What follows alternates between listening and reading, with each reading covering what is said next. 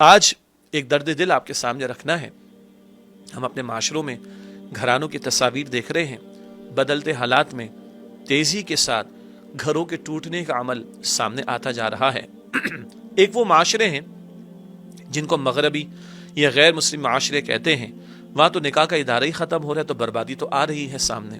ہم تو مسلمان ہیں، مسلم معاشروں کی بات کر رہا ہوں، اللہ کو مانتے ہیں، نبی پاک صلی اللہ علیہ وسلم کو مانتے ہیں، قرآن کو مانتے ہیں، نکاح کرتے ہیں، اللہ کا نام درمیان میں لا کر ایک امام صاحب سے، خطیب صاحب سے، نکاح خواں سے قرآن پڑھواتے ہیں، چند آیات کی تلاوت ہوتی ہے، کچھ جگہ ترجمہ تشریح بھی کی جاتی ہے، دعا کرتے ہیں، اللہ کا نام لے کر نکاح کر کے گھر آباد کرتے ہیں۔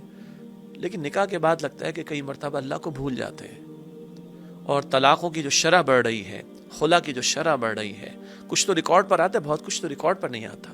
اور کووڈ-19 کی وجہ سے جو معاشی جبر آیا ہے، معاشی مشکلات آئی ہیں، اس کے بھی اثرات گھروں پر آ رہے ہیں، اور نتیجہ ہم دیکھتے ہیں لوگوں نے کہا کہ تو میں بڑھ گئی ہے، نفسیاتی امراض بڑھ گئے ہیں، جھگڑے بڑھ گئے ہیں، لڑائیاں بڑھ گئی ہیں۔ اللہ تعالی ہم سب کی حفاظت فرمائے۔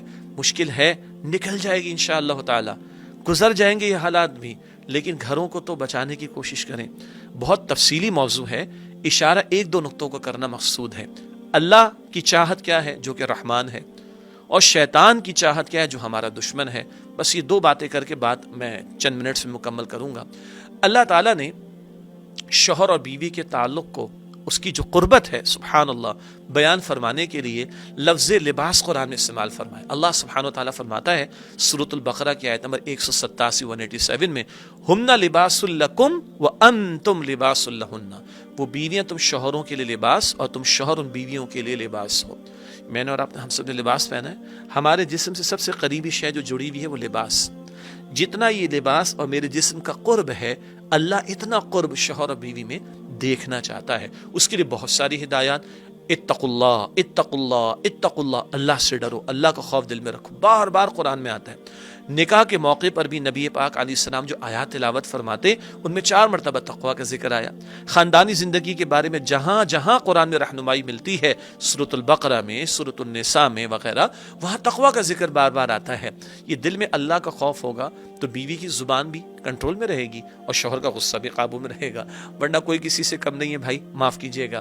ہاں اونچ نیچ ہو جائے بدلتے حالات میں، کوئی بڑا مسئلہ نہیں، مگر اس اونچ نیچ کے نتیجے میں محاذ بنا لیے جائیں اور ایک جنگ کا میدان بن جائے اور گھر ٹوٹنے کی طرف چلا جائے، اس کے قطعاً گنجائش نہیں۔ کبھی جذبات میں بہہ گئے، کوئی سختی اونچ نیچ ہو گئی، چلتا ہے، لیکن اب شیطان کی بات بھی سن لیں، اس لیکن کو بہت بڑا لیکن سنیں، اور شیطان کی بات کو بھی سنیں۔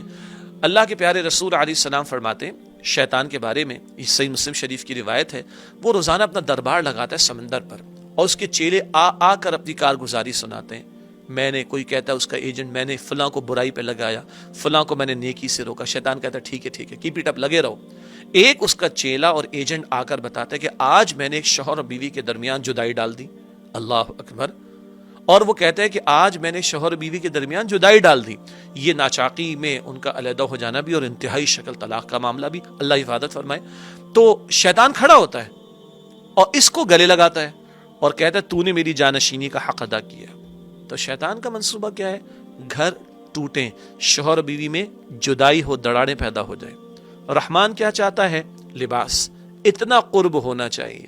بس سوال میرا اپنے لیے بھی ہے، میں بھی فیملی والا ہوں بھائی، آپ کے لیے بھی ہے، ہم رحمان کی چاہت پر عمل کر رہے ہیں یا شیطان کے منصوبے کو پائے تکمیل کو پہنچا رہے ہیں؟ افسوس ہوتا ہے ایک وہ گھرانے کے جو دین سے دور ہیں، ایک وہ گھرانے جو دین کے قریب بھی ہیں، جب کچھ وہاں پہ کچھ نظر آنا شروع ہوا، کچھ ہاں، تو افسوس ہو رہا ہے، پریشانی ہو رہی ہے۔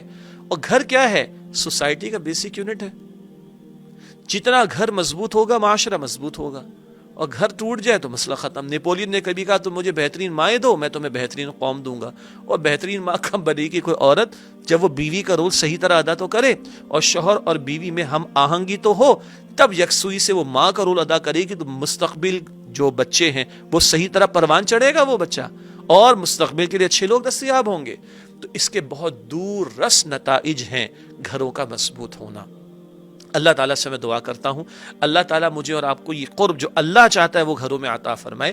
کبھی اونچ نیچ ہو جائے انسان خطا ہو جائے گی، ڈٹ نہ جائیں، اڑ نہ جائیں اس پر، اور اس کے لیے بہت ساری ٹپس ہیں، اس کا بھی موقع نہیں ہے، لیکن بس اصل نقطہ یہ تھا ہم رحمان کی چاہت پر عمل کرتے ہوئے تحمل، صبر، برداشت، معافی، درگزر، ایثار، قربانی، بڑا پن، چلو ٹھیک ہے کوئی بات نہیں، جھک جانا، یہ ساری صفات اختیار کر کے کیا ہم رحمان کی چاہت پر عمل کر رہے ہیں، یا غصہ، چرب زبانی، زبان درازی، بد کلامی، چیخنا چلانا، دھاڑے مارنا، مار پیٹ پر اتر آنا، گالیاں دینا، یہ کچھ کر کے ہم شیطان کی چاہت پر عمل کریں. چلے اسی پہ گفتگو مکمل کرتے کہ ہم رحمان کی چاہت پر عمل کر کے گھروں کو مضبوط کر رہے ہیں، یا شیطان کے منصوبے کی تکمیل کر کے گھروں کو برباد کر کے معاشروں کو برباد کرنے پر تلے ہیں. اللہ تعالی ہمارے گھرانوں کو مضبوطی عطا فرمائے اور رحمان کی چاہت کو پائے تکمیل کو پہنچانے کی توفیق دے، اور شیطان اور اس کے منصوبوں اور اس کے حملوں سے اللہ تعالی میری آپ کے ہم سب کے گھرانوں کی حفاظت فرمائے. آمین یا رب العالمین.